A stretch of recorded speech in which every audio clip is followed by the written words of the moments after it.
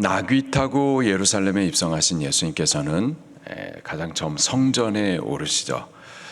그곳에서 여러 종교 지도자들과 논쟁이 벌어졌었습니다. 첫 번째로는 대제사장과 장로들, 그들이 권위의 문제로 예수님과 논쟁을 벌였었죠. 예수님께서 성전에 오셔가지고는 비둘기 파는 자들, 돈 바꾸는 자들, 강도의 구렬이 돼버린 그곳에서 성전을 청소하시는 일을 행하셨습니다. 그리고 바로 그곳에서 하나님의 말씀을 또 가르치기도 하셨죠. 누가 너에게 이렇게 할 수 있는 권위를 주었느냐, 그 권위에 대한 문제로 논쟁이 있었어요. 그 이후에는 또 바리새인들이 예수님을 찾아와 가지고 아주 민감한 문제로 예수님을 올무에 쳐넣으려고 세금 문제에 관련해 가지고 또 논쟁을 벌였었습니다. 오늘 본문에는 사두개인이 또 예수님 앞에 찾아와 질문을 던졌었습니다. 부활에 대한 문제였었어요. 23절 말씀입니다. 시작. 부활이 없다 하는 사두개인들이 그날 예수께 와서 물어 이르되. 사두개파 사람들은 종교 지도자들 가운데 또 다른 한 그룹이었었습니다. 대표적인 한 4개의 그룹이 있었었는데요. 바리새파가 있었었고, 그리고 사두개파가 있었었고요. 그리고 에세네파 사람들이 있었었고, 그리고 열심당원이라고 부르는 셀루파 사람들이 있었어요. 다 하나님을 믿는다, 하나님을 섬긴다 하는데 약간의 이제 신학적인 차이들로 인해서 교단이 나뉘어진 겁니다. 바리새파 사람들은 가장 영향력 있던 사람들이었는데, 이들은 자기 자신을 하나님 앞에 거룩하게 구별하겠다 해가지고 만들어진 이름이 바리새파인데, 그 시작은 경건주의 운동에서부터 시작을 했는데, 이게 시간이 지나가면서 어떻게 우리가 더 경건할 수 있을까 했었던 그 조상들의 유전이 이렇게 계속 쌓여지는데, 중심은 뺏기고 그 조상들의 유전만 남아있는, 그 하나님을 향한 진실한 마음은 없고 사랑의 마음은 없고 형식만 남아있는 형식주의 신학자들, 그들이 바로 바리새파 사람들이었었고요. 근데 그들은 구약 성경 39권 전체를 다 믿었고요. 또 영적인 부분에 대해서도 믿었고요. 또 부활에 대해서도 믿었습니다. 영적인 부분들, 영적 존재, 천사나 또는 마귀, 그리고 하나님은 영이신데 영으로 존재하시는 하나님에 대해서도 믿었고, 또 부활에 대하여서도 믿어서는 부활하면 어떻게 되느냐, 부활하면은 새 몸을 입고 그 다음에 영적인 세계 천국에 들어간다, 이런 천국도 다 믿었었습니다. 그에 비교해서 이 바리새파 사람들은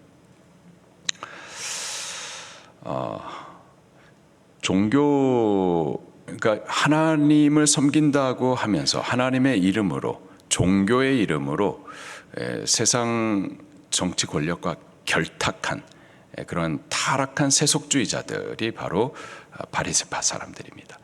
그래서 돈 주고 대제사장의 직분을 사기도 하고, 그 로마와 결탁해 가지고 로마로부터 대제사장의 임명을 받는 그런 자들이었었어요. 성경 전체를 또 믿지도 않고, 모세가 가르쳐 주었었던 율법책 토라, 창세기, 출애굽기, 레위기, 민수기, 신명기 이 5권의 책만 믿었었고, 그리고 영적인 존재들 세계 안 믿습니다. 철저히 그냥 현실주의자들인 거예요. 물질주의자들, 돈만 좋아하는, 그래서 성전에서 장사하는 자들. 그래서 천사 안 믿습니다. 마귀 안 믿어요. 그냥 눈에 보이는 물질 세계만 믿는 거죠. 그리고 부활에 대해서도 믿지 않습니다. 부활해서 천국 간다, 천국도 믿지 않아요. 그냥 땅에서 살아가는 그냥 현실주의자들이 바로 사두개파 사람들이었었습니다. 그들이 가만히 있자 하니 대제사장과 장로들 그들에 대해서 예수님께서 말로 다 이겨버리고 또 바리새파 사람들도 예수님 앞에 부끄럽게 쫓겨났다라는 소식을 듣게 된 거죠. 그래서 이번에 그들이 와서 그들이 평소에 믿지 않았었던 이 부활의 문제, 그 부활의 문제를 가지고 와서 예수님을 공격하려고 질문을 던졌었던 겁니다. 24절부터 28절까지 말씀을 같이 보겠습니다. 시작. 선생님이여, 모세가 일렀으되 사람이 만일 자식이 없으면 죽으면 그 동생이 그 아내에게 장가들어 형을 위하여 상속자를 세울지니라 하였나이다. 잠시 거기까지요. 신명기 25장 5절부터 6절 말씀에 모세가 전하해준 그 율법에 근거한 내용을 좀 말하는 겁니다. 형제가 자식이 없이 죽었다. 그러면은 그 부인을 갖다가 타국인에게 보내지 말고 그 형제의 동생이 그 형을 대신하여서 그 형수와 결혼을 하고 그래서 첫째 아들을 낳게 되면은 그 첫째 아들을 그 형의 이름으로 상속을 받아 그래서 형의 자손을 이어가도록 하게 했었어요. 그 자손을 보존해 주기 위하여서 그렇게 사랑의 법으로 가르쳐 준 거죠. 그리고 이 과부가 된 이 여인도 타국에 불행하게 팔리게 그렇게 버리지 말고 그 여인도 보호하고자 하는 그 사랑의 목적으로 이 율법을 가르쳐 주었었던 겁니다.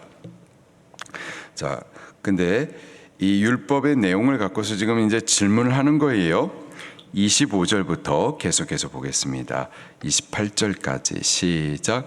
우리 중에 7형제가 있었는데 마제가 장가들었다가 죽어 상속자가 없으므로 그 아내를 그 동생에게 물려주고 그 둘째와 셋째로 7째까지 그렇게 하다가 최후에 그 여자도 죽었나이다.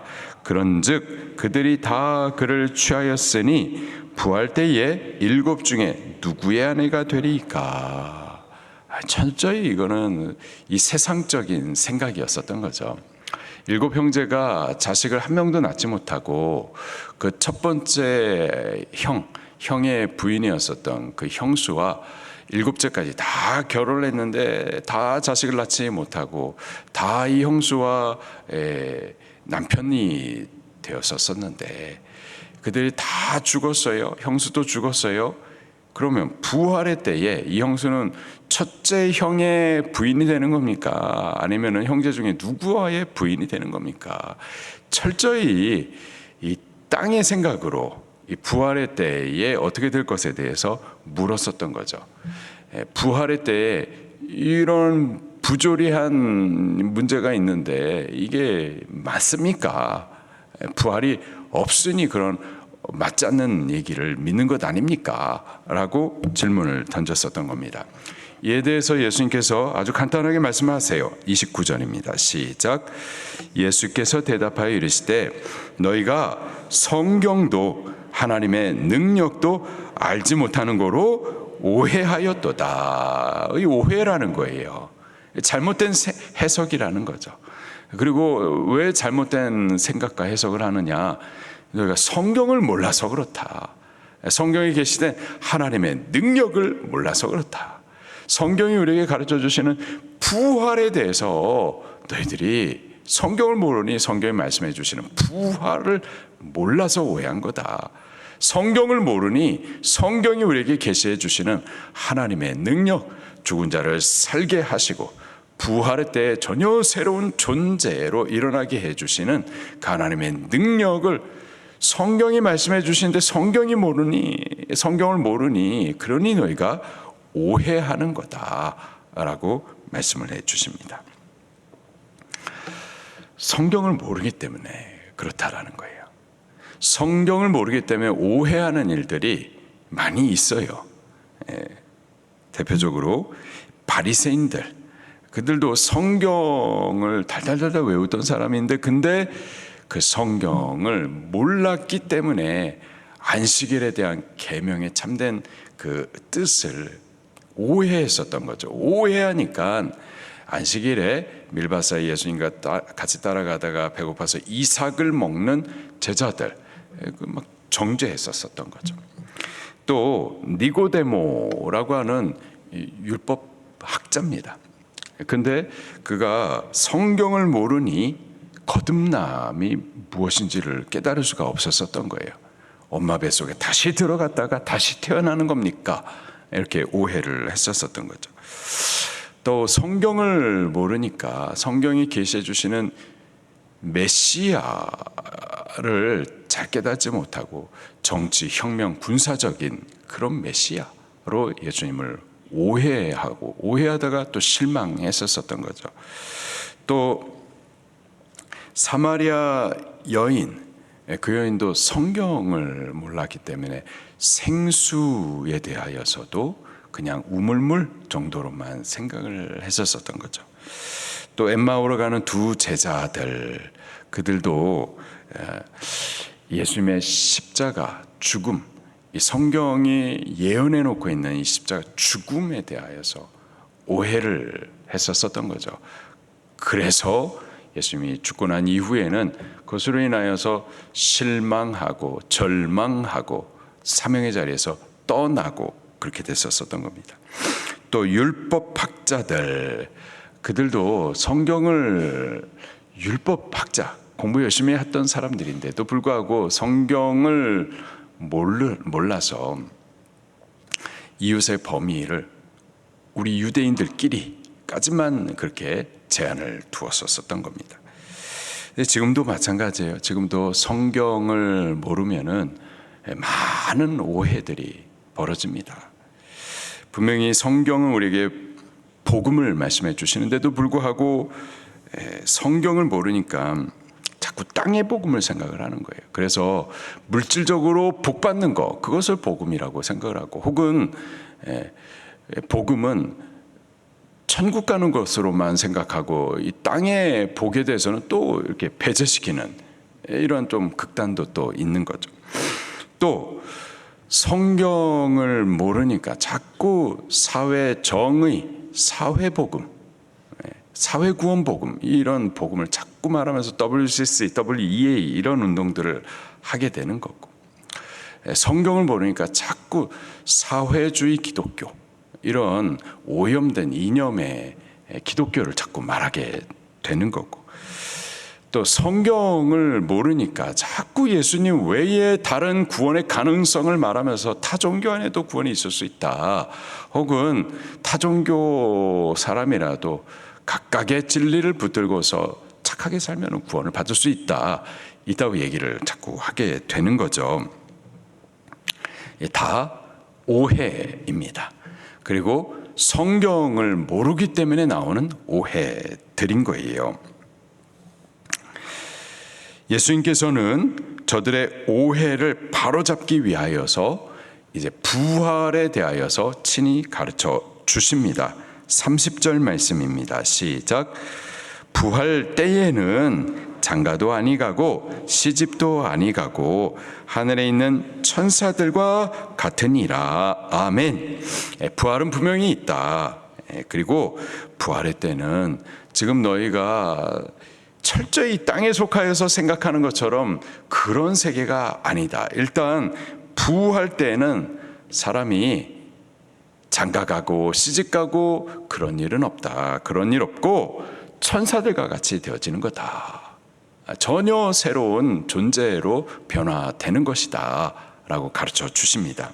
천사들과 같이 된다. 이 말은 이 땅에서는 지금 형도 있고 동생도 있고 또 형수도 있고 남자가 있고 여자가 있고, 근데 부활의 때에는 남녀 이런 성별이 없다라고 가르쳐 주시는 겁니다. 그리고 부활의 때에는 그렇게 남자와 여자가 결혼하는 그런 것도 없다. 그리고 부활의 때에는 지금 생각하는 이 땅의 몸, 이런 몸이 아니고 영적인 몸을 얻게 되는 거다. 그리고 부활의 때에는 지금은 시간이 지나가지고 첫째 형도 죽고 막내도 죽고 형수도 죽고 다 죽지만은 부활의 때가 되면은 죽지 않는 영원한 존재로 그렇게 다시 새로워지는 거다. 천사와 같이 되는 거다. 예수님께서 가르쳐 주십니다. 31절로 32절 말씀도 계속해서 보겠습니다. 시작. 죽은 자의 부활을 논할진대 하나님이 너에게 말씀하신 바 나는 아브라함의 하나님이요 이삭의 하나님이요 야곱의 하나님으로다 하신 것을 읽어보지 못하였느냐? 하나님은 죽은 자의 하나님이 아니요 살아있는 자의 하나님이시니라 하시니. 성경을 몰라서 오해를 했었기 때문에 이 성경을 통하여서 바르게 저들에게 가르쳐 주십니다. 죽은 자의 부활을 논할진대 하나님이 너에게 말씀하신 바, 성경에 기록된 바, 성경이 우리에게 분명히 가르쳐 주시는 바, 하나님은 아브라함의 하나님, 이삭의 하나님, 야곱의 하나님으로라 하신 것을 읽어보지 못했느냐? 하나님은 죽은 자의 하나님 아니고 산 자의 하나님이다.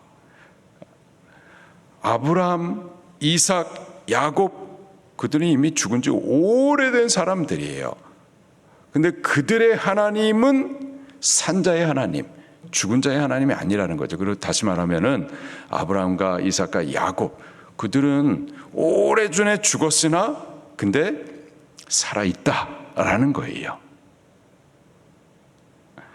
죽었으나 그러나 하나님의 능력으로 죽은 자들 가운데서 다시 살아나서 좀 생명으로 있다라고 이 성경이 가르쳐 주시는 거죠. 그렇게 성경은 죽었으나 다시 사는 부활을 말하고 하나님은 죽은 자를 다시 살리시는 능력의 하나님이심을 말씀해 주십니다. 성도에게는요 죽어도 다시 사는 부활이 있습니다. 영광스러운 부활이 있습니다.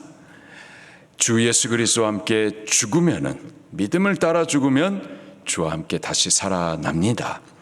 주와 함께 믿음으로 살다가 복음과 함께 고난 받으면 그러면 주와 함께 영광에도 참여합니다. 예수님께서도 이 부활을 믿어서기 때문에 앞에 있는 그 십자가를 부끄러워하지 아니하고 견뎌내고 이겨내실 수가 있었어요. 그리고 초대교회 많은 성도들 그리고 많은 순교자들 순교할 수 있었던 그런 능력 부활 신앙이 있었기 때문입니다. 우리들도 이 땅에 사는 것은 이 땅을 목적으로 사는 것이 아니고요. 우리가 이 땅에 사는 목적은 부활 이후의 영원한 삶을 위하여서 사는 신앙인 줄로 믿습니다.